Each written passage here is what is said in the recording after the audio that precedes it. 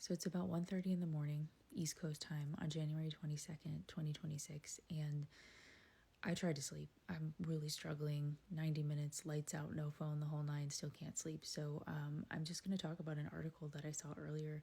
Please keep in mind this is an opinion, but it is out of The Guardian, our friends across the pond in the UK. And this is based on simulations that were run by the University of Pennsylvania, specifically Claire Finkelstein. So here's what they found. In 2024, they ran a scenario that is much like this one, and they wanted to see if civil war was possible.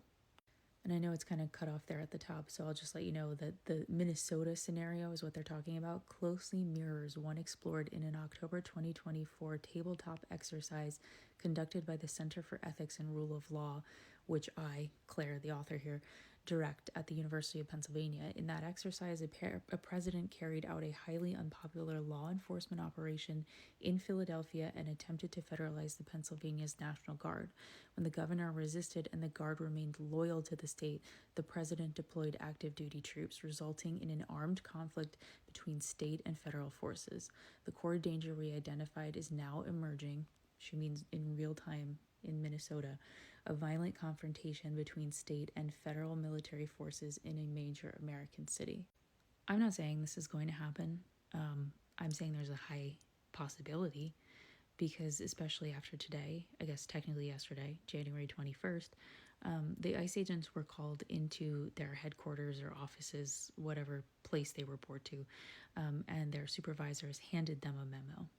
And this memo said that essentially they can just barge into anyone's house. There's no need for a warrant. So battering ram right through and then take who you want out of the house. The American people are not going to stand for this. Minnesota is not going to stand for this. They're tired, they're exhausted, and it's a war zone. It is a war zone. By the way, that memo that they were handed, they had to hand it back because they didn't want it to leak. But guess what? It leaked anyway.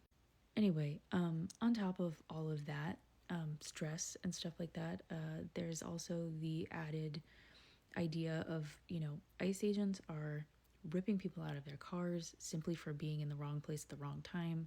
They're arresting kindergartners, 5-year-olds today. And nobody knows where all of these people are going past a detention center. I don't know how to correctly operate in real life anymore.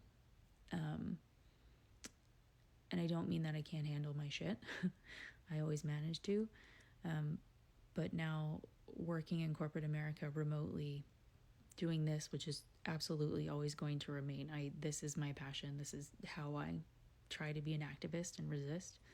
And sleeping, it's a hard situation, and I don't know if anyone will empathize with that, but now I'm just rambling. Just thought you'd like to know what opinion piece I saw today out of UPenn, which is an Ivy League school.